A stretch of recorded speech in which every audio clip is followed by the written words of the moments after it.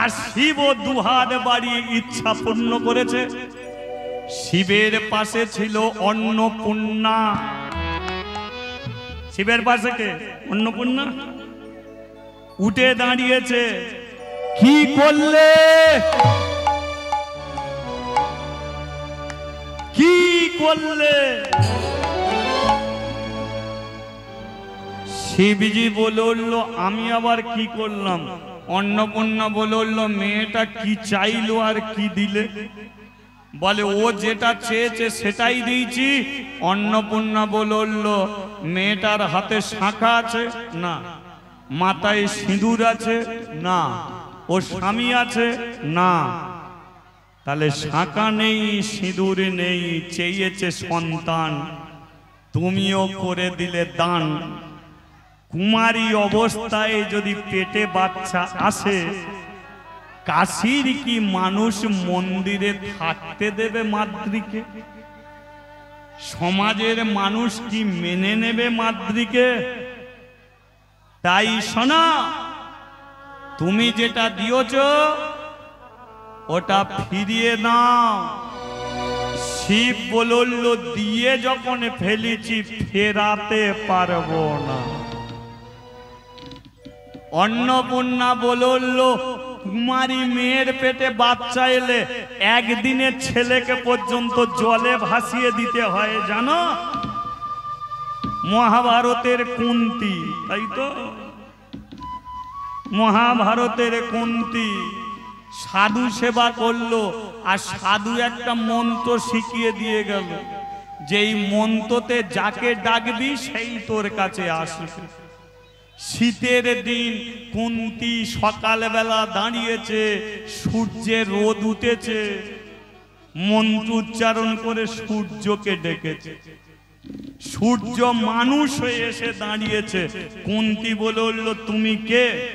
বলল, আমি সূর্যদেব। মন্ত্রের দ্বারাই আমাকে ডেকেছিস, মানুষ হয়ে এসেছি। কুন্তী বলে, মন্ত্র আমার ঠিক আছে, এবারে চলে যাও। সূর্যদেব বলল, এসেছি যখন ফিরে যাব না। তাহলে কি করবে? না, তোমার গর্ভে একটা সন্তান দিয়ে যাব। কুন্তী বলল, আমি কুমারী মেয়ে, আমার গর্ভে সন্তান এসে গেলে সমাজের মানুষ আমাকে মেনে নেবে না, বিষ খেতে হবে, তা নয় গলায় দড়ি দিয়ে মরতে হবে।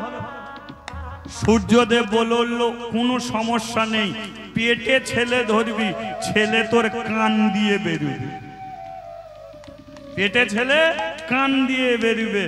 সূর্যদেব কথা শুনল না, কুন্তীর গর্ভে সন্তান দিল, আর ওই কুন্তী কান দিয়ে ছেলে প্রসব করলো।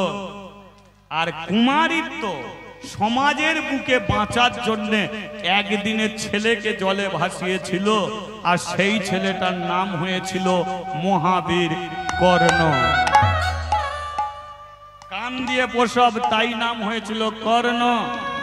আজকে অন্নপূর্ণা বলল, কুন্তীর মতো এ কি করবে? এ চাইলো কেন? অন্নপূর্ণা বলল, চাইতে ভুল করেছে, তুমি দিলে কেন? ও মেয়েটা চেয়ে ফেলেছে মন্দির রক্ষা করার জন্য, তাই না ভেবে কাজ করেছে। তা তুমি এক কাজ করো, ফিরিয়ে নিতে পারছো না? শিব বলল, আমি ফেরাতে পারবো না। অন্নপূর্ণা বলল, তাহলে তুমিও শুনে রাখো, মাদ্রিকে তুমি যেমন ভালোবাসো আমি তেমন ভালোবাসি। তোমারই কারণে কাশীর মানুষ যদি মাদ্রিকে মন্দির ছাড়া করে, জমিদার যদি কাশী থেকে মাদ্রিকে বের করে দেয়, যেদিনকে মাদ্রি কাশী ছেড়ে চলে যাবে, সেদিনকে এই অন্নপূর্ণা সেও তোমাকে ছেড়ে চিরতরে চলে যাবে। মাদ্রি থাকলে আমি থাকবো, আর মাদ্রি গেলে আমিও চলে যাব। শিব বলল, সে পরে দেখা যাবে, এখন মেয়েটা কেমন হরিনাম করছে সেদিকটাকে কান দাও। কি একবার আসিয়া দেখা দাও হরি, একবার আসিয়া দেখা দাও হরি। হরি হরি বল।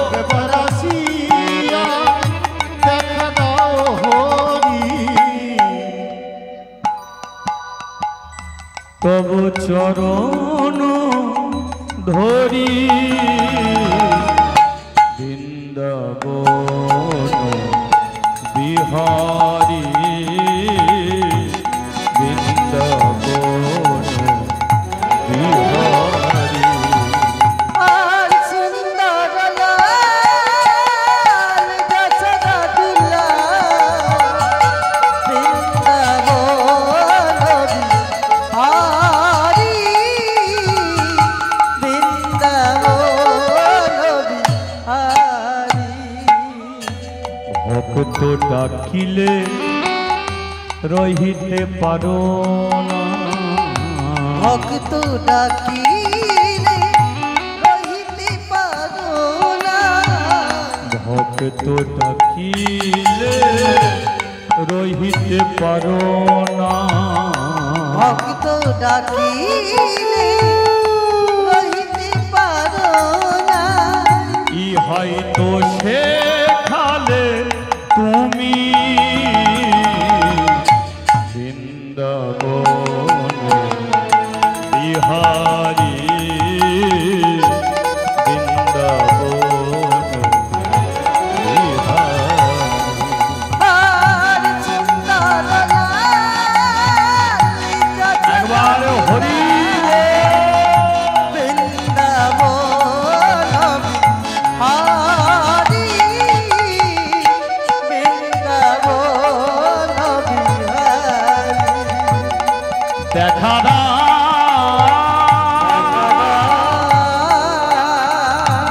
দেখা দাও, দেখা দাও।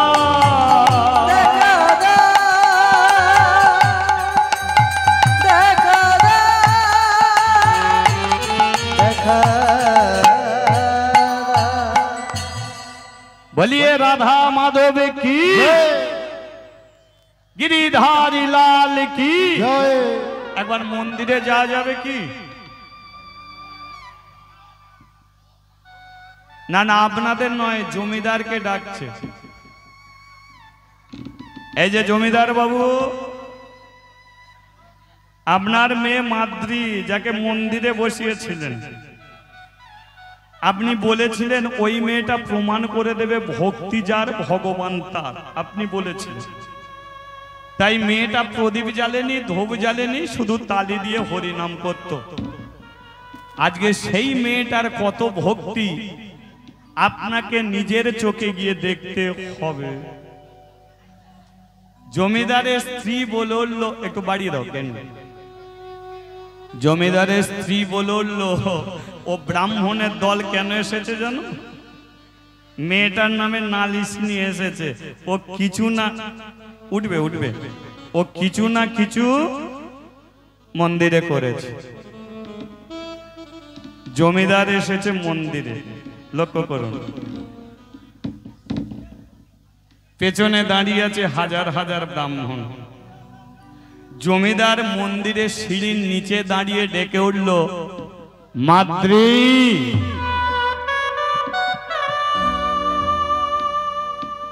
একবার বেরিয়ে আয় মা।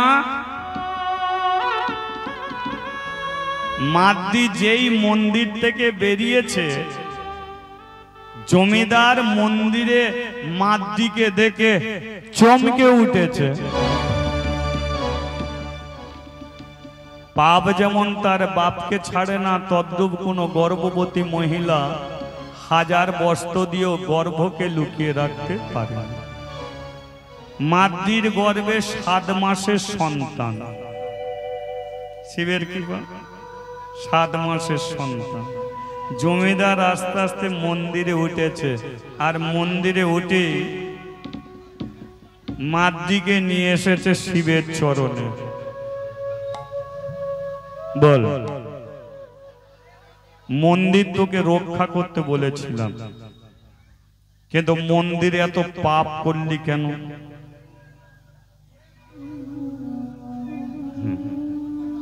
মন্দিরে এত পাপ করলি কেন? মন্দিরে তুই এমন পাপ করলি যে হাজার হাজার কলসি দিয়ে গঙ্গার জল দিয়ে ধুলেও পাপ যাবে না। আমার শখের মন্দির আমার স্ত্রী সোনার জিনিস বিক্রি করেছিল এ মন্দির করার জন্য। সেই মন্দিরের পূর্ণ দায়িত্ব তোকে দিয়েছিলাম, বলেছিলাম মন্দিরটা রক্ষা করবি, এই তুই মন্দির রক্ষা করলি? আমি জমিদার, কাশি গ্রামের জমিদার, কোন কাশির মানুষ আমার দিকে আঙুল তুলতে পারে না, চোখে চোখ রেখে কথা বলতে পারে না। আজকে হাজার হাজার ব্রাহ্মণ তোর বিরুদ্ধে নালিশ নিয়ে গেল আমার কাছে। বল এত বড় পাপ করলে আমি কি কি কি পাপ করি? কি জিজ্ঞেস করছিস? তোর পেটের বাচ্চাটা কার? বল বাচ্চাটা কার? এ মন্দির কোনো প্রেম করার জায়গা নয়। এ ভারতবর্ষের দিকে দিকে তীর্থস্থান, দিকে দিকে মন্দির। এ মন্দিরে কোনো প্রেম করার জায়গা নেই, এ মন্দিরে কোনো আদর খাবার জায়গা নেই, এ মন্দিরে কোনো স্বামী স্ত্রীর মিলন করে বাচ্চা প্রসব করার জায়গা নেই। যেটা নেই তুই সেটা করলি। বল কোন পুরুষের সঙ্গে মিলন করেছিস যে মিলনের ফলে এমন করে পেটে বাচ্চা ধরেছিস? জমিদার বাবু, গঙ্গা জল যেমন পবিত্র আমি তেমন পবিত্র, ফুলের মতো আমি নিষ্পাপ। মন্দিরকে রক্ষা করার জন্য আমি শিবের কাছ থেকে সন্তান চেয়েছিলাম। আমি বলেছিলাম একটা মন্দির 500 বছর 1000 বছর থাকতে পারে, কিন্তু একটা মানুষ বেঁচে থাকতে পারে না। আপনি বলেছেন যে মন্দিরে আর কাউকে তুলবেন না, তাহলে আমি কি করি? মন্দিরে যদি কাউকে না তোলেন, তাহলে আমি চাইলাম আমারই রক্তের কোনো সন্তান মন্দিরে আবার আসবে। আমি যদি মরে যাই তাহলে মন্দির রক্ষা করার দায়িত্ব সে পালন করবে। তাই শিবের কাছ থেকে আমি সন্তান চেয়েছি। শিব আমাকে কৃপা করেছে, আর শিবের কৃপায় আমি সন্তান পেয়েছি। কিন্তু যে কলঙ্কের কালি আমাকে ছেটাচ্ছে, যে কলঙ্কের কাদা আমার শরীরটাকে লেপন করে দিচ্ছেন, আমি একজন ভারতবর্ষের সাধিকা, আমি একজন সন্ন্যাসিনী, আমি কোনোদিন পরপুরুষের সঙ্গ করিনি, আমি কোনোদিন পরপুরুষের দিকে আমি ফিরেও তাকাইনি। আমি ঈশ্বর বিশ্বাসী, আমি ঈশ্বরকে নিয়ে আমার জীবন, তাকে নিয়ে আমার মরণ। আর আমি আজকে গঙ্গা জলের মতো পবিত্র, আপনি আমাকে কলঙ্কর কালি ছিটিয়ে দিচ্ছেন। ঠিক আছে, শিবের কৃপায় তুই সন্তান পেয়েছিস। শিব কৃপা করতে পারে, কিন্তু নারী পুরুষের মিলন না হলে কোনোদিন গর্ভে সন্তান আসে না। আসে, পুরুষের মিলন লাগে না। শিবের যদি কৃপা হয়, সেখানে একটা ফল দান করলেও গর্ভে সন্তান এসে যায়। সেখানে ফল দান করলে, আমাকে ফল দান করেছে, সেই ফল সেবা করেছি, তার কারণে গর্ভে সন্তানের, তাই যদি হয়ে থাকে তো শিবকে কি বল, হাজার হাজার ব্রাহ্মণ এসেছে তোর বিরুদ্ধে নালিশ নিয়ে, ওদের কাছে বল শিবজি যেন গিয়ে সত্যিটা বলে। মাদ্রি ছুটে গিয়ে শিবের চরণে পড়েছে, হে শঙ্কর ভগবান, যে জমিদার আমাকে মন্দিরে ঠাঁই দিল, সেই জমিদার আমাকে বিশ্বাস করছে না। হে ভগবান, তোমারই কথাতে বিশ্বাস করবে হাজার হাজার ব্রাহ্মণ যে আমি নিষ্পাপ, আমি নিষ্পাপ, আমি পবিত্র। যাও গিয়ে সত্যিটা বলো। শিবজি চুপ করে বসে আছে। অন্নপূর্ণা বলল, কি হলো, বসে আছো কেন চুপ করে? আমি তোমাকে বলেছিলাম মাদ্রির জীবনে এমন একটা দুর্ঘটনা ঘটে যাবে। আমি বলেছিলাম যে সন্তান ওকে দিচ্ছ, এরই কারণে মাদ্রিকে ওই কাশি ছাড়া হতে হবে। এখন চুপ করে বসে আছো কেন? ব্রাহ্মণের কাছে সত্যিটা গিয়ে বলো যে তোমার কি পায় সন্তান পেয়েছে মাদ্রি, যাও সত্যিটা বলো। শিবজি বলল, হাজারবার মাদ্রি চোখের জলেও কাঁদলে আমি ব্রাহ্মণের কাছে সত্যিটা গিয়ে বলবো না। অন্নপূর্ণা বলল, তাহলে আমিও তোমাকে বলে রেখেছিলাম, মাদ্রি যদি মন্দির ছাড়ে, মাদ্রি যদি কাশি ছাড়ে, তাহলে আমিও অন্নপূর্ণা, আমিও আর কাশি ধামে থাকব। মাদ্রিও যাবে, আমিও যাব। শিবজি বলল, চলে যাও, আমাকে কারো দরকার নেই, চলে যাও অন্নপূর্ণা কাশি ছেড়ে। অন্নপূর্ণা বলল, আমি কাশীর অন্নপূর্ণা, কাশী ধামে আমি প্রতিজ্ঞাবদ্ধ, তাই কাশীর মানুষকে কোনোদিন আমি অভুক্ত অবস্থায় রাখবো না। তাই ভারতবর্ষের দুটো তীর্থস্থান আছে এখনো পর্যন্ত একাদশী চলে না। এক পুরীর জগন্নাথ, যেখানে একাদশীর দিনকে আমরা অন্ন সেবা লাগবে, আর দুই হচ্ছে কাশীধাম, একাদশীর দিনকে গেল আমরা অন্ন সেবা করতে হবে। তাই আমি কাশীর অন্নপূর্ণা, আমি প্রতিজ্ঞাবদ্ধ, কাশীর মানুষকে অভুক্ত অবস্থায় রাখবো না। তোমার জন্য যদি আমাকে কাশী ছাড়তে হয়, তাহলে কাশীর মানুষ কিন্তু না খেতে পেয়ে শুকিয়ে শুকিয়ে মরে যাবে, আর এর জন্য দায়ী হবে একমাত্র তুমি। শিব বলল আমি ভিক্ষে করে ওদের ঘরে খেতে দেবো, তবু চলে যাবে যখন চলে যাও আমি তোমাকে বাধা দেব। অন্নপূর্ণা শিবজিকে চরণ তলে বসে প্রার্থনা করলো যে সত্যিটা বলো, বলল না। মাদ্রি বলল সত্যিটা ব্রাহ্মণের কাছে বলো, বলল না। কিন্তু জমিদার বলল পাপ করলি তুই আর দোষ দিচ্ছিস শিবের নামে, বেরিয়ে আয় মন্দির থেকে। সূর্য ডুবতে এখন অনেক বাকি, তাই সূর্য ডোবার আগে কাশী ছেড়ে, মন্দির ছেড়ে চিরদিনের মতো দূর হয়ে যাবে। জীবনে কোনোদিন কাশীর মানুষের কাছে মুখ দেখাতে আসবে। পারিস তো গঙ্গার জলে ডুবে মরিস, কারণ মা ভালো তো ছেলে ভালো, মা খারাপ তো ছেলে খারাপ। তুই আজকে আমার শখের মন্দিরটাকে পাপে ভরিয়ে দিয়ে গেলি। তোর পেটের বাচ্চাটা কোনো একটা মন্দির এমনি করে তোরই মতো পাপে ভরিয়ে দিয়ে যাবে। সেই জন্য বলছি তুইও মরিস, তোর পেটের ছেলেটাও মরুক। চলে যাচ্ছে, আমার কথা কেউ বিশ্বাস করলো না। আমি কোনো পাপ করিনি, আমি কোনো অন্যায় করিনি, কোনো অপরাধ করিনি, তবু হে শঙ্কর ভগবান তুমি আমাকে এত বড় সাজা দিয়ে দিলে। আমি কোথায় যাবো, আমি কার কাছে যাবো, কার কাছে মুখ আমি দেখাবো? আমি কলঙ্কিত হয়ে গেলাম, আমি কুলোটা, আমি অসতী হয়ে গেলাম। সারা জীবন যাকে চোখের জলে রেখে গেলাম, আজকে তুমি মূর্তি হয়ে রয়ে গেলে। তুমিও চাইতে আমি মন্দির ছেড়ে চলে যাই, তাই আজকে তুমি সত্যিটা বললে না, চলে যাচ্ছি। শেষবারের মতো শিবের চরণে প্রণাম করেছে, ভালো থেকো।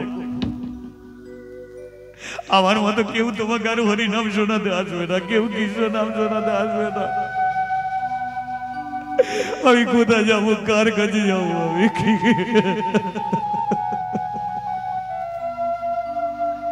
হাজার হাজার ব্রাহ্মণরা বলল মর না, মরে জানা। যে মেয়েরা মন্দিরের চাতালে বসে মাদ্রির সঙ্গে হরিনাম করত, তারা বলল ছি ছি ছি, তোর পেটে পেটে এত বুদ্ধি, বলতে পারতিস ছেলেটার সঙ্গে তোর বিয়ে দিয়ে দিতাম, কিন্তু এত বড় পাপ করলি কেন মন্দিরে? আমি নিষ্পাপ, আমি কোনো অন্যায় করিনি, কোনো দূর হয়ে যা। কার কাছে যাই,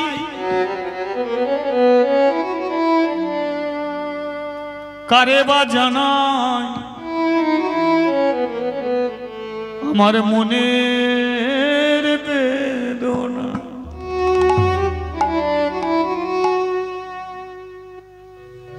কোন দিকে যাব, কার কাছে যাব,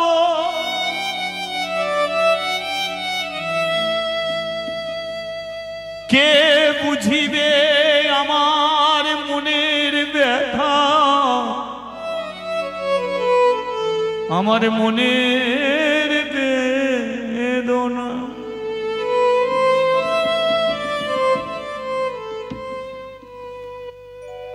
দশখানা গ্রাম পার হয়ে গেছে। পেটে খিদে যে বাড়িতে যায় সেই বলে ওই তুই তো মন্দিরের পূজারি ছিলিস, জমিদার তোকে বার করে দিয়েছে, তোর দূর হয়ে যা। কারো দরজায় যেতে পারে না, রাস্তাঘাটে জল খায়, গাছের ফল খায়, ঘুম পেলে রাস্তাঘাটে ঘুমিয়ে পড়ে। বেশ কিছুদিন হাঁটার পরে মাদ্রি চিন্তা করলো যে আমার যাবার কোনো আর রাস্তা নেই, আমাকে মরতেই হবে। নদীর ধারে এসে দাঁড়িয়েছে, যেই ডুবি দিতে যাবে নদীর পারে কতগুলো মেয়ে হাতে তালি দিতে দিতে হরিনাম করতে করতে তারা কৃষ্ণ কৃষ্ণ কৃষ্ণ কৃষ্ণ কৃষ্ণ কৃষ্ণ কৃষ্ণ কৃষ্ণ কৃষ্ণ কৃষ্ণ কৃষ্ণ কৃষ্ণ কৃষ্ণ হে কৃষ্ণ কৃষ্ণ কৃষ্ণ কৃষ্ণ কৃষ্ণ কৃষ্ণ কৃষ্ণ হে হরিনাম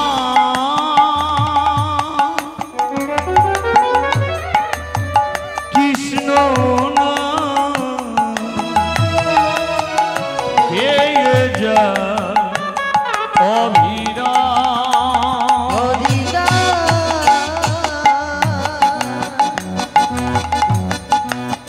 কৃষ্ণ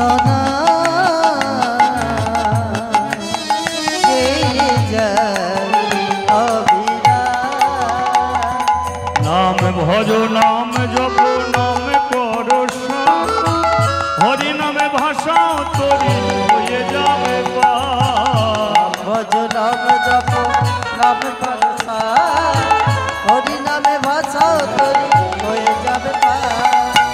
যেই নামে সেই কৃষ্ণ ভজ নিষ্ঠা করি, নামের সহিতে আছে আপনি শ্রী হরি।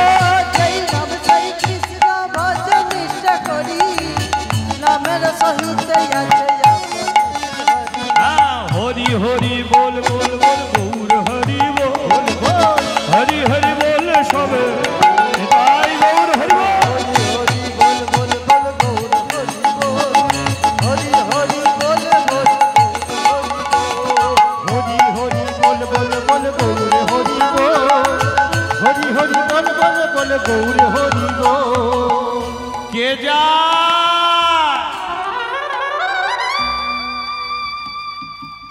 কারা যায়? মেয়েগুলো তালি দিতে দিতে যাচ্ছিল, হরিনাম বন্ধ করে, এই দিদি একটা মেয়ে দেখ নদীর জলে নেবে আমাদের দিকে তাকিয়ে ডাকছে। মেয়েটা কে বলতো? ওই মেয়ে উঠে আয়। মাদ্রি উঠে এসেছে। কিরে গঙ্গার জলে কি করছিলিস? আত্মহত্যা করতে এসেছে। দূর, আত্মহত্যা করলে নরকে যেতে হয়, ভগবানকে পাওয়া যায় না। দিদি তোরা কোথায় যাচ্ছিস? এরা বলে উঠল আমরা বৃন্দাবনে যাচ্ছি। বৃন্দাবনে বাঁকে বিহারীকে দেখতে যাচ্ছি, দর্শন করতে যাচ্ছি। এখন তো ট্রেনে করে বৃন্দাবনে যায়, গাড়ি করে যায়, তখন পায়ে হেঁটে বৃন্দাবনে যাচ্ছি। মাদ্রি বলল দিদি আমাকে সঙ্গে নিবি? এরা বলল যেতে 3 মাস লাগবে, আর তোর তো 7 মাসে গর্ভে সন্তান, সঙ্গে করে নিতে পারি, হেঁটে হেঁটে যাবি, বৃন্দাবনের কাছাকাছি যাব, এমন সময় যদি তোর প্রসবের যন্ত্রণা ওঠে তখন কি তোকে ফেলে রেখে আর বৃন্দাবনে যেতে পারবো? বল, তোর জন্য আমাদের বৃন্দাবনে যাওয়া হবে না, অর্থাৎ আমরা নিতে পারবো না। দিদি আমি তোদের হাতে ধরি, পায়ে পড়ি, আমার দুনিয়াতে কেউ নেই, তোরা ছেড়ে দিলে আমার মরা ছাড়া আর কোনো গতি নেই। তোরা যে ভয়টা করছিস, আমি আমার পেটে হাত দিয়ে কথা দিলাম আমাকে সঙ্গে করে নে।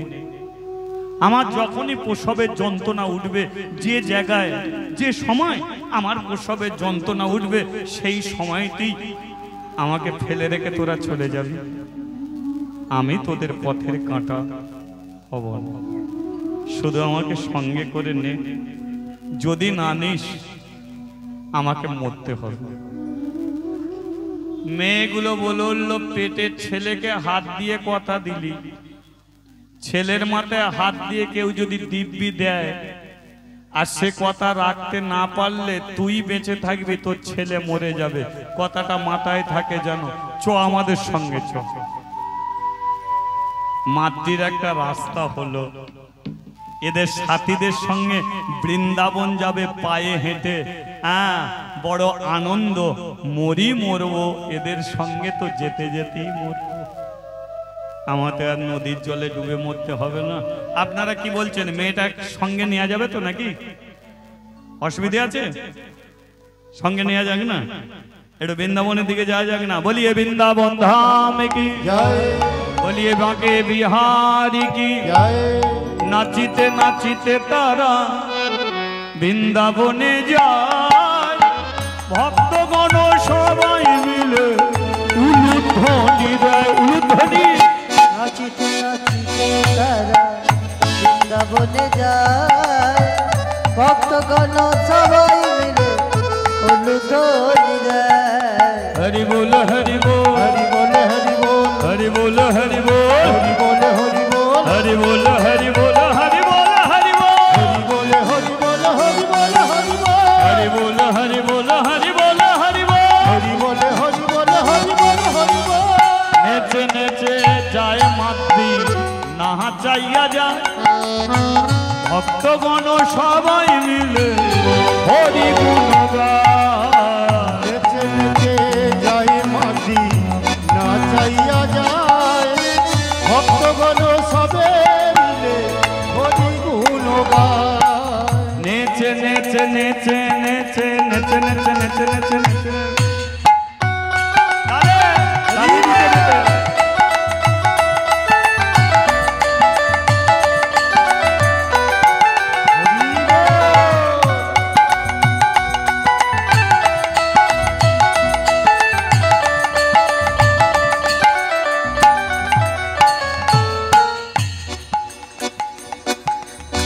ভোজের গোপাল নন্দ দুলালা, ভোজের গোপাল আমার নন্দ দুলালা।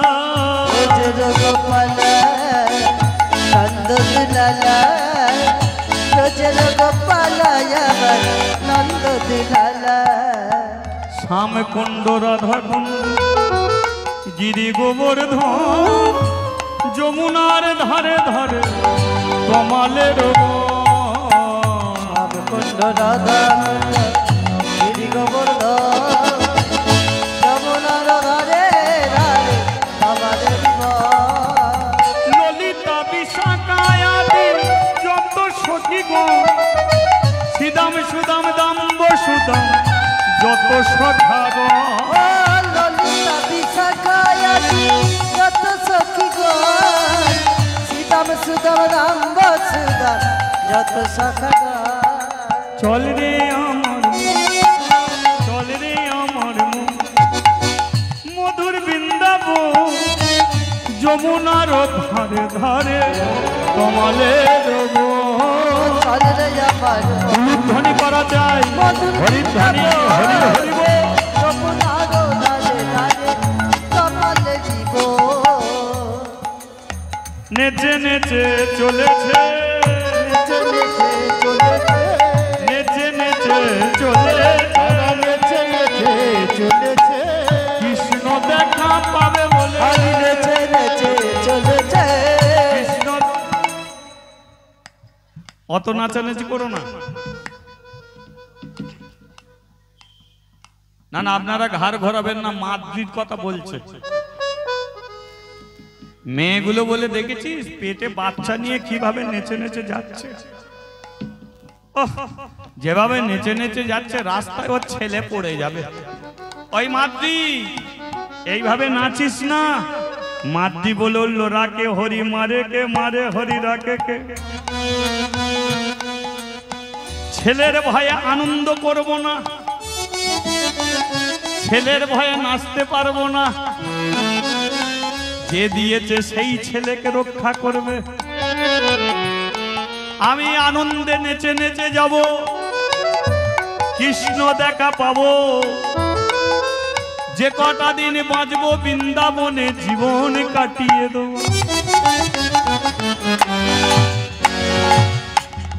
নেচে নেচে চলেছে, নেচে নেচে চলেছে, নেচে নেচে চলেছে, নেচে নেচে চলেছে, কৃষ্ণ দেখা পাবে বলে, নেচে নেচে চলেছে, কৃষ্ণ কৃপা পাবে বলে, নেচে নেচে চলেছে। তাল মনে তোমাল বন,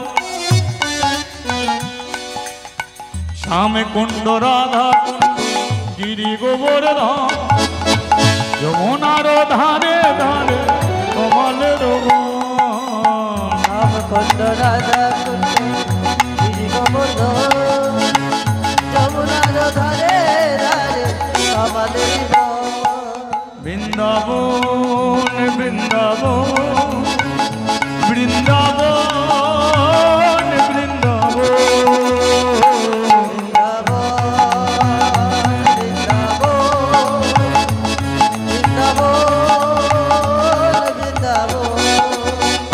বৃন্দাবন, বৃন্দাবন বৃন্দাবন বৃন্দাবন বৃন্দাবন বৃন্দাবন বৃন্দাবন বৃন্দাবন। আরেকবার হরি ধ্বনি, হরি হরি।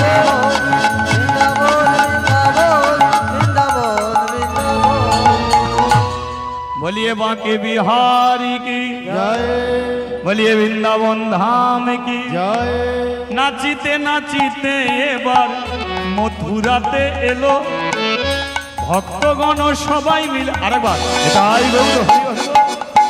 নাচিতে নাচিতে এবার মথুরাতে এলো ভক্তগণ সবাই মিলে হরি হরি বল। নাচিতে নাচিতে এবার মথুরাতে এলো ভক্তগণ সবাই মিলে হরি হরি বল।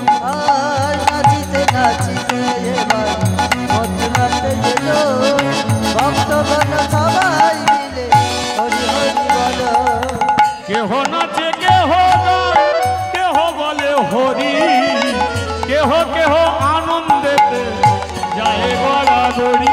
আর কেহ নাচে কেহ গায়, কেহ বলে হরি, কেহ কেহ আনন্দেতে যায় গড়াগড়ি। এই যে মা 3 মাস লাগবে বৃন্দাবনে যেতে, 80 দিন হয়েছে, 80 দিন বাকি আছে 10 দিন। চলে এসেছে কোথায়? মথুরা।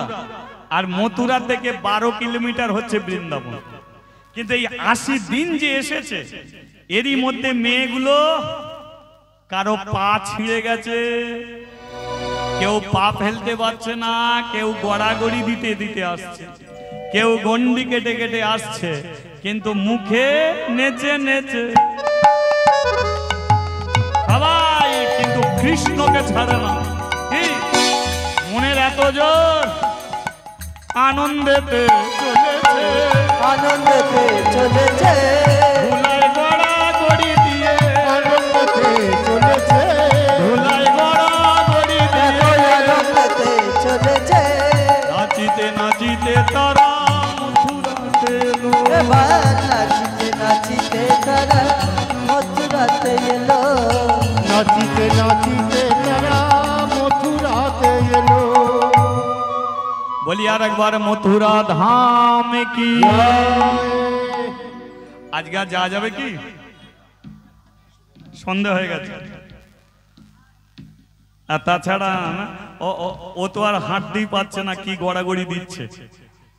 আজকে এই দেখ সামনে একটা গুহা আছে, ওই গুহাটাকে এই ঘর মনে করে রাত্রিটা কাটিয়ে দেবো, কাল সকালবেলা যাব। মাদ্রি কি বলছিস বল? মাদ্রি বললো তোদের সঙ্গে এসেছি, আমার মতে কি হবে, তবে আমি তৈরি আছি।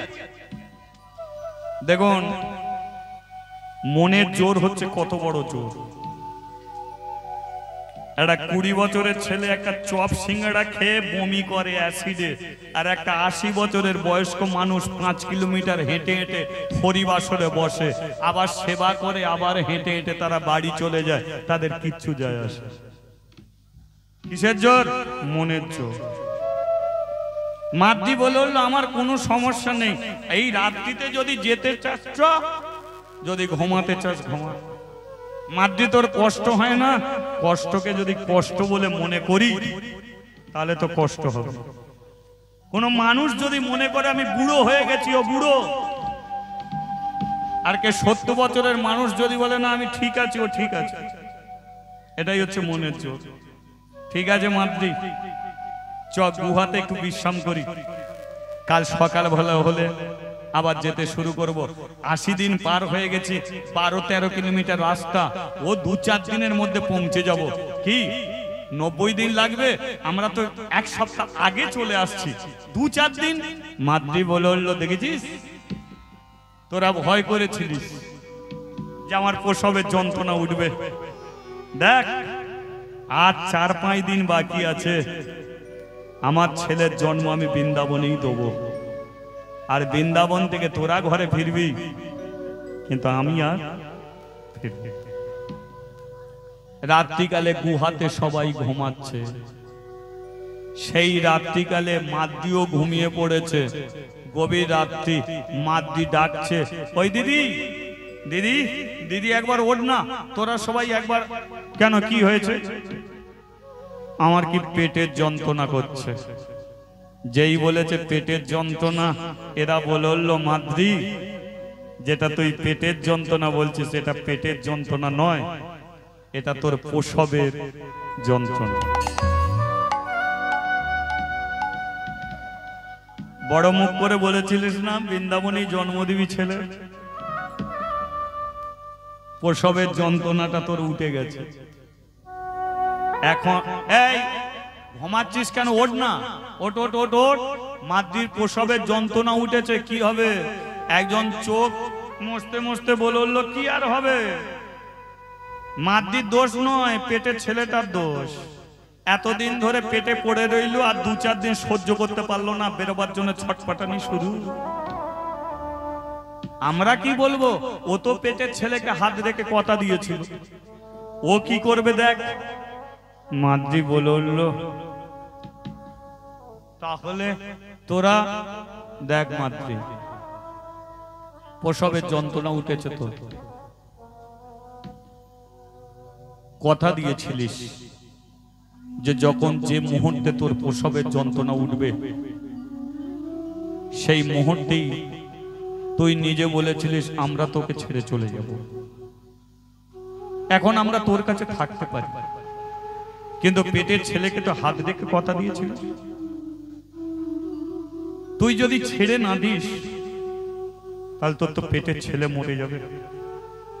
মাদ্রি বলল সকালবেলা হলে তোরা সবাই চলে যাবে, যা হোক আমার হোক, আমি তোদের আটকাবো না।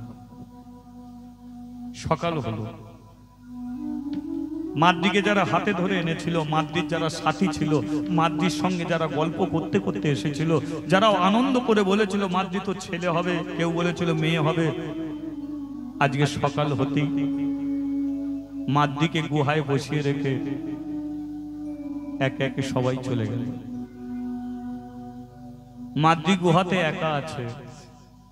আজকে 80টা দিন যাদের সঙ্গে ছিল, আজকে সে একা হয়ে গুহার মধ্যে বসে আছে, অসহ্য পেটের যন্ত্রণা। মাদ্রি নিজের পেটে হাত রেখে বলল আমার এত দুঃখ ছিল না, আমার এত কষ্ট ছিল না। 5 বছর বয়সে আমার মা মরে গেল, বাবা আমাকে মন্দিরে নিয়ে এলো, বাবা মরে গেল, জমিদার আমাকে মন্দির দিল, কিন্তু যেদিন শিবের কাছ থেকে আমি সন্তান চাইলাম সেদিন থেকেই আমার কপালটা ভাঙল। শিব আমাকে সন্তান দিল, কিন্তু সত্যটা ব্রাহ্মণের কাছে বলল না, তার জন্য জমিদার আমাকে কাশি ছাড়া করে দিল। আমার পেটের ছেলে 80টা দিন আমার পেটের ভেতরেই ছিল, আর অন্তত 2-4টে দিন থাকতে পারতো। এও আমার সঙ্গে শত্রুতা করলো, এও প্রসবের যন্ত্রণা উঠলো, তাই আমার সাথীগুলো আমাকে ছেড়ে রেখে চলে গেল। তাহলে দোষটা কার? আমার পেটের ছেলের দোষ। যে পেটের ছেলে বৃন্দাবনের কথা ভুলিয়ে দিল, যে পেটের ছেলে আমাকে কাশি ছাড়া করে দিল, যে পেটের ছেলে আমাকে মন্দির ছাড়া করে দিল, যে ছেলে আমাকে সাথী হারা করে দিল, সেই ছেলেকে নিয়ে আমি কেন বয়ে বয়ে বেড়াবো? এ ছেলে আমার শত্রু, একে আমি জোর করে মেরে ফেলবো। মাতৃ জোর করে পেটে মারছে, মরে যা, মরে যা, মরে যা। জোর করে পেটে মেরে একটা ছেলে সে জন্ম দিয়েছে, কিন্তু ছেলেটার দিকে ফিরেও তাকায়নি। ছেলেটা পড়ে ওয়া করে কাঁদছে, মাদ্রি ছেলেটার মুখের দিকে ফিরেও তাকায়নি। ছেলে হয়েছে কি মেয়ে হয়েছে সেটাও সে জানে না। মাদ্রি ওই অবস্থায় গুহা থেকে বেরিয়ে এসেছে। সকাল হয়ে গেছে, আমি বৃন্দাবন চলে যাব, ওরা আগে গেছে, আমি পরে যাব। শরীর দিয়ে রক্ত টোপে টোপে পড়ছে। মাদ্রি পেটে কাপড় বেঁধেছে, ভালো করে কাপড় বেঁধে যাত্রা শুরু করেছে বৃন্দাবনের দিকে। ভগবান, হে বাকি বিহারী, বাবা গেল, মা গেল, মন্দির গেল, সাথীরা চলে গেল, পেটের ছেলে ছিল তাকেও ফেলে দেখছি। একবার তো তোমার কাছে যাবো বলে, ভগবান আমি যেন তোমার কাছে যেতে পারি। আমি না যেতে পারলেও তুমি আমাকে সঙ্গে করে নিও ভগবান। তুমি ছাড়া আমার এই দুনিয়ায়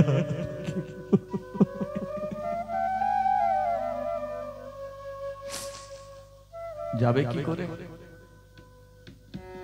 শরীর দিয়ে রক্ত টোপে টোপে পড়ছে।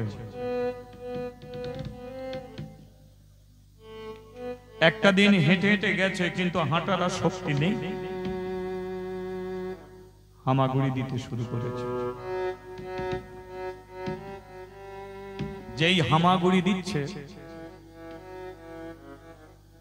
হাঁটুগুলো ছিঁড়ে গিয়ে ঝরঝর করে রক্ত ঝরছে। হাঁটুও ফেলতে পারছে না, শুয়ে শুয়ে যাচ্ছে।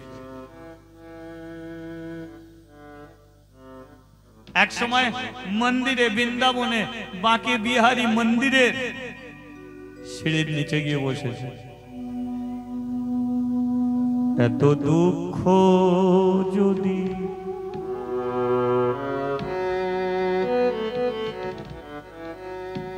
দিলি রে ভগবান,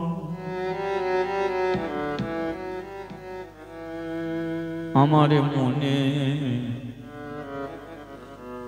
একটু সুখ দিলি না কেন?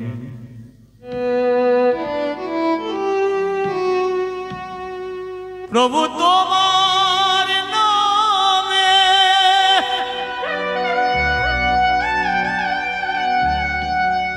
কত পাষাণ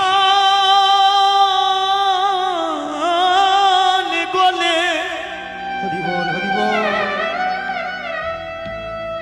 তোমার নামে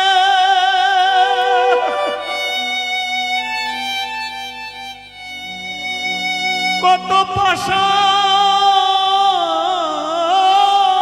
গলে, আমার তোরে তোর একটু হৃদয় গলে না কেন?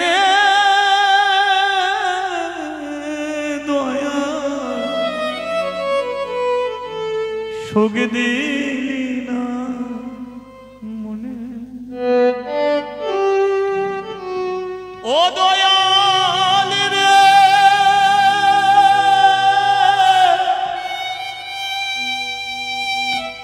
ও দয়াল রে,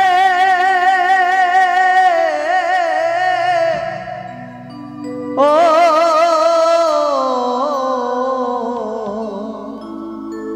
ও দয়াল রে। কি চমৎকার লীলা দেখুন। সকালবেলা মাদ্রি বৃন্দাবনের যে বঙ্কু বিহারী আছে, সেই বঙ্কু বিহারী সিঁড়ির নিচে গিয়ে বসে আছে। যে কাপড়টা পরেছিল কাপড়টা ছিঁড়ে গেছে, যেটুকু আছে রক্তে ভিজে আছে, সোজা হয়ে দাঁড়াতে পারেনি।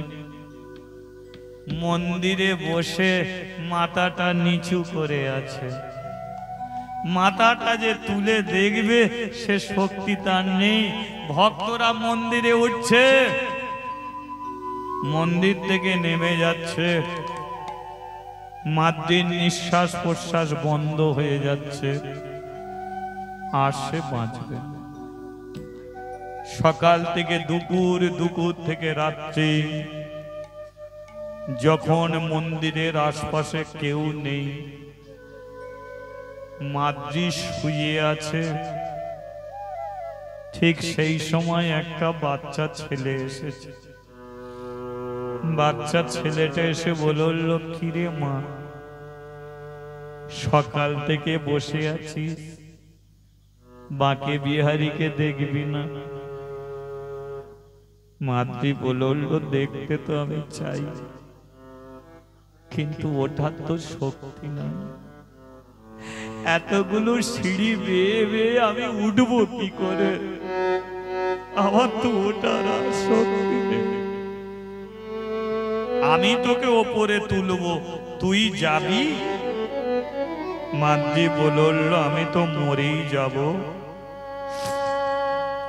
মরার আগে যদি তুই আমাকে মন্দিরে তুলিস, তাহলে বাঁকে বিহারীকে একবার দেখে নেব।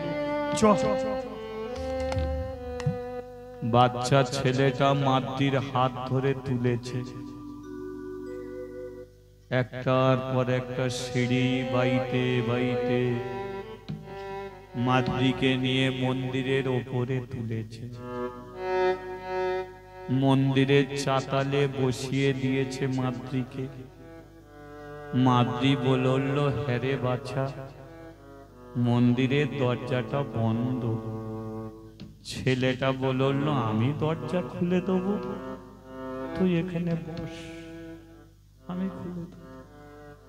মাদ্রি বসে আছে, ছেলেটা দরজা খুলেছে। যেই দরজা খুলেছে, মাদ্রি দেখলো যে ছেলেটা তাকে নিচ থেকে ওপরে তুলেছে, সেই ছেলেটাই মন্দিরের বাঁকে বিহারী ভগবান হয়ে দাঁড়িয়ে আছে। আমি পেয়ে হারালাম,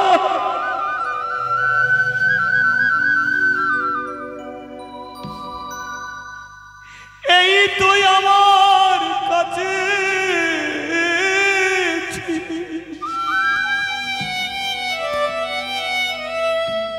ভগবান, তুই আমাকে মন্দিরে তুললি, তোর এত দয়া, এত করুণা। মন্দির থেকে রক্ত মাংসের বাচ্চা ছেলে,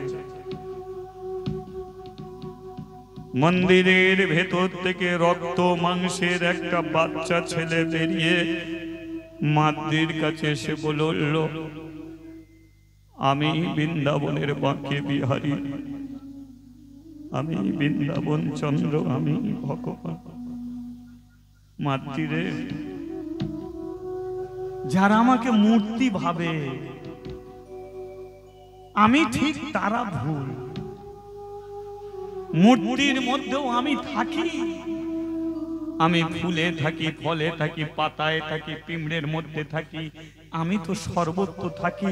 মানুষের শুধু বিশ্বাস আর ভক্তি থাকলে আমাকে পাওয়া যায়। ওরে আমি বৃন্দাবনে ঘুরে ঘুরে বেড়াই, তোদের মতো দুঃখী নেকে আমি নিজে হাতে তুলে দাঁড় করিয়ে দেখিয়ে দিই, আমি দেখ, আমি পাষাণ নয়, আমি পাথর নয়, আমি রক্ত মাংসের বাঁকে বিহারী। আমারও একটা মন আছে, প্রাণ আছে, আমিও খাই, আমিও ঘুমাই, আমি হলাম বৃন্দাবনের কৃষ্ণ ভগবান।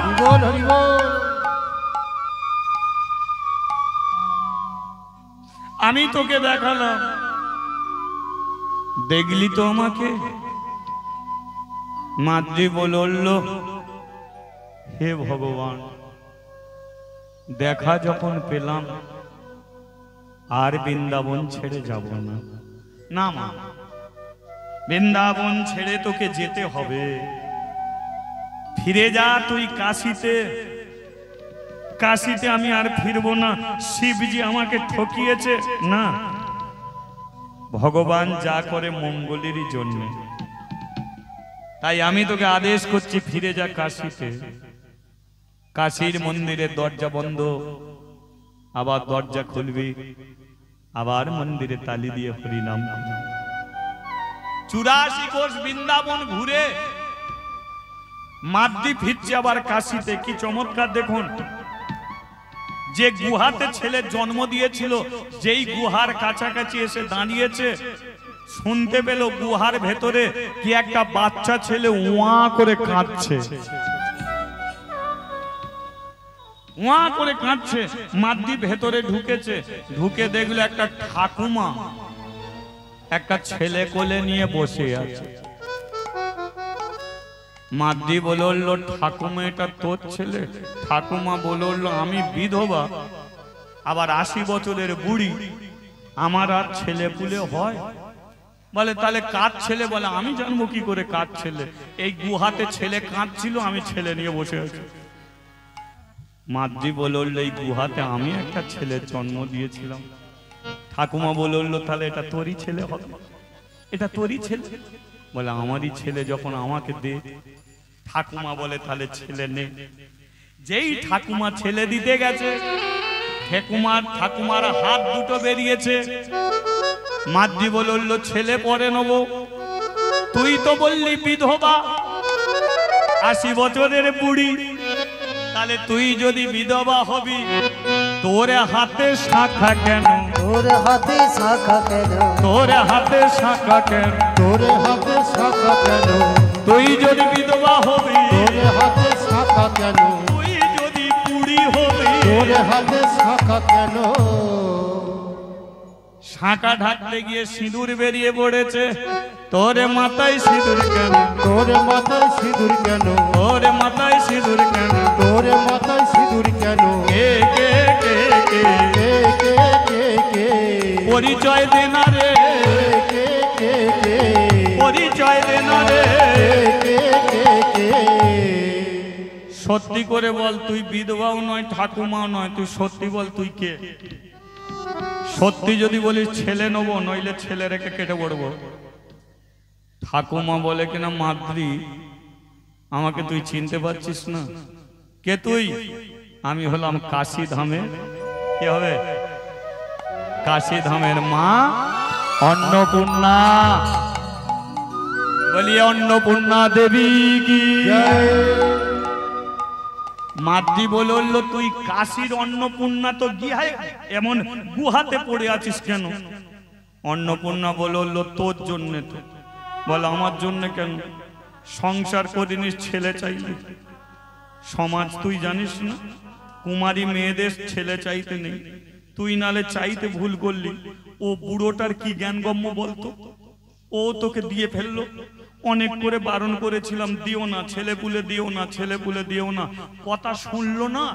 আমি বলেছিলাম, মাদ্রি যদি কাশী ছাড়ে, আমিও ছেড়ে চলে যাব।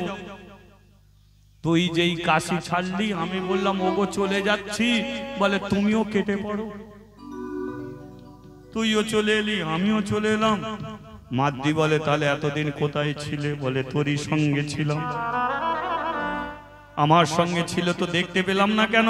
আমি মহামায়া, মা দুর্গা, যোগমায়া, মায়ার জগতে আমি সবাইকে দেখতে পাই, আমাকে কেউ দেখতে পায় না। চ ছেলে নে, এবার বুড়োটার 12টা বাজাবো। চ চ ছেলে নে, দুজনকে ঘর ছাড়া করে দেয়া। চ এবারে মাদ্রি এসেছে, অন্নপূর্ণা এসেছে। মাদ্রি যেই দরজা খুলেছে, শিবজি অন্নপূর্ণাকে দেখেই বলে উঠল, এতদিন কোথায় ছিলে? বলো গো তুমি, তোমার লাগি জীবন হলো মরুভূমি।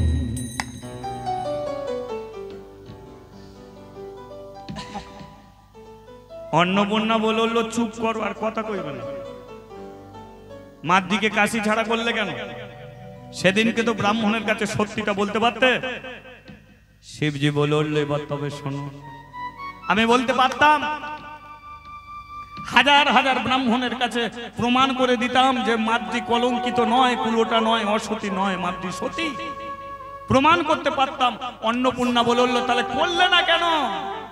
তার কারণ আছে। তুমি আমাকে দোষ দিচ্ছ, মাদ্রি আমাকে দোষ দিচ্ছ। আমার কথাটা শোনো, শোনার পরে দোষ দিতে হয় দোষ দেবে। অন্নপূর্ণা বলল বলো।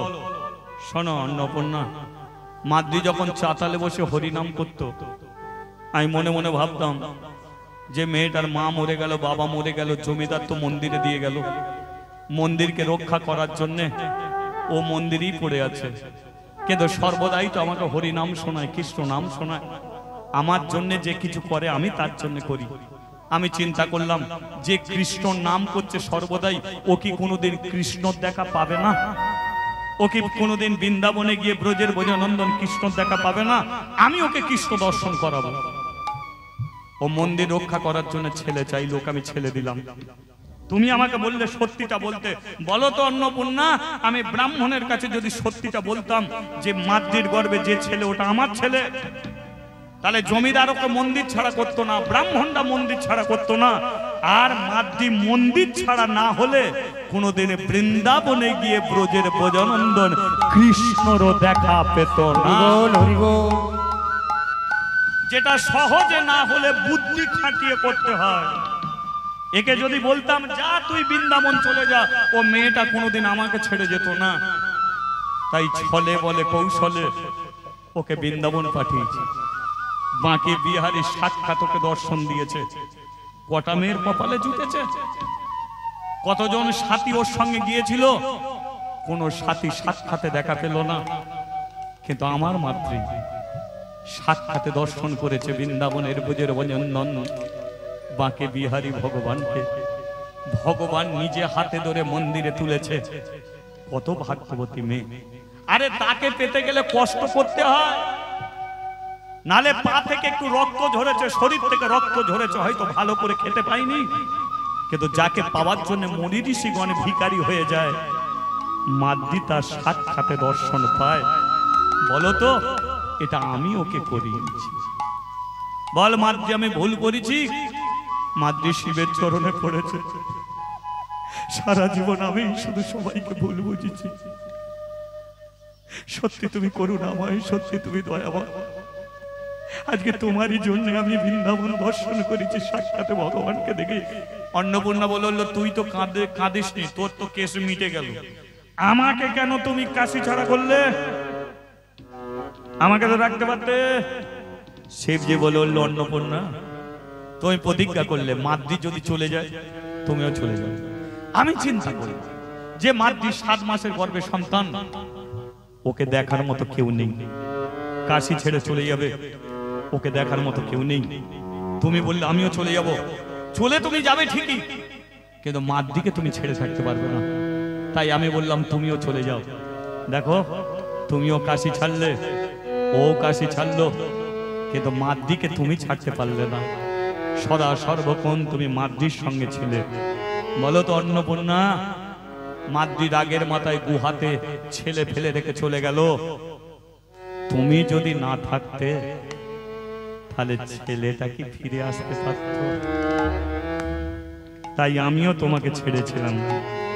ওর মা নেই, কিন্তু তুমি মা অন্নপূর্ণা, ওর সঙ্গে যদি থাকো তাহলে ওর মনের ইচ্ছা পূর্ণ হবে, ছেলে নিয়েও কাশিতে ফিরে আসতে। তাই আমি তোমাকে ছেড়েছি। অন্নপূর্ণা বলল দেখেছিস মাদ্রি, বুড়োর কি ঘটে ঘটে বুদ্ধি। চালাকি করে তোকেও কৃষ্ণ দেখালো, আর চালাকি করে তোর ছেলে ধরার জন্য আমাকেও গুহায় বসিয়ে রেখে দিল। এই যে আমার বৃন্দাবন যাওয়া হয়নি। শিবজি বলে উঠলো মাদ্রিকে রেখে আমরা দুজনে একদিন বৃন্দাবন ঘুরে আসবো। হাজার হাজার ব্রাহ্মণ এসেছে মাদ্রিকে দেখার জন্যে। অন্নপূর্ণা বলে উঠলো বলো সত্যি কথা, ব্রাহ্মণদের কাছে জমিদার আর বেঁচে নেই। সঙ্গে শিবজি দৈববাণী করে বলে উঠলো মাদ্রিকে আমি ফল দান করেছিলাম, এই ফল দানের কারণে মাদ্রির গর্ভে সে সন্তান। মাদ্রি অসতী নয়, মাদ্রি গঙ্গা জলের মতো পবিত্র, ফুলের মতো নিষ্পাপ। মাদ্রি ভারতবর্ষের এক সাধিকা, কৃষ্ণ দাসী, সতী নারী মাদ্রি। হাজার হাজার ব্রাহ্মণ বলল মাদ্রি আমাদের মন্ত্রের শক্তি, আর তুই তালি দিয়ে শুধু হরিনাম করতিস। আমরা এত মন্ত্র উচ্চারণ করে যাগ যজ্ঞ করেও বৃন্দাবনে গিয়ে ব্রজের ব্রজনন্দন কানাইয়াকে দেখতে পেলাম না। তুই শুধু তালি দিয়ে হরিনাম করে বৃন্দাবনে গেলি, সাক্ষাৎ মাকে বিহারীকে দেখলি। আমরা শিবজিকে পুজো করি মূর্তি রূপে, কিন্তু তুই শিবজির সঙ্গে কথা বলছিস, শিবজির কথা তুই পাচ্ছিস, শিবজিকে সাক্ষাৎ দর্শন তুই করতে পারছিস, কিন্তু এত মন্ত্র উচ্চারণ করে যাগযজ্ঞ করে এর কোনোটাই আমরা পেলাম না। তাই হাজার হাজার ব্রাহ্মণ আজকে উচ্চ কণ্ঠে বলে দিচ্ছি, এই পৃথিবীতে যত শক্তি আছে ভগবানকে ধরার জন্য, সর্বশক্তির ঊর্ধ্বে শক্তি হলো একমাত্র ভক্তি শক্তি। ভক্তি যার ভগবান তার, ভক্তি যার ভগবান। হরিবল হরিবল। যার মধ্যে ভক্তি আছে সেখানে কোনো মন্ত্র প্রয়োজন নেই, যাগ যজ্ঞের প্রয়োজন নেই। শুধু ভক্তিতে যদি প্রদীপ জ্বালো ভগবানের দেখা পাওয়া যায় সেই প্রদীপের আলোর মাঝে। মাদ্রি রয়ে গেল ওই কাশী ধামে, ছেলেটার নাম পাওয়া যায়নি। এ যে লীলা আস্বাদন করলাম, ভারতের তীর্থে তীর্থে একটি বই আছে, ভারতের তীর্থে তীর্থে বই আছে। সেই ভারতের তীর্থে তীর্থে আপনারা বইটা পড়লে এই কাশী ধামের এই ঘটনা আপনারা খুঁজে পাবেন। এই মাদ্রি ছিলেন এক ভারতবর্ষের সাধিকা। এই মীরাবাই যেমন প্রমাণ করেছিল ভক্তিতে ভগবান, তেমন এই মাদ্রিও দিকে দিকে প্রচার করে বেরিয়েছিল যে মালা পরো, তিলক সেবা করো, কিন্তু ভক্তি বিনা ভগবান নাই। তাই মাদ্রি চলে গেল, দিকে দিকে ঘুরলো, ছেলেটা রয়ে গেল, সেই পূজা অর্চনা করলো। কাশী ধামের প্রথম মন্দির করেছিল এই শিব শঙ্কর রায়, তারই ঘটনা আপনাদের কাছে তুলে ধরলাম। আর মাদ্রির দ্বারা জানতে পারলাম যে তালি দিয়ে হরিনাম করলেও ভগবানকে পাওয়া।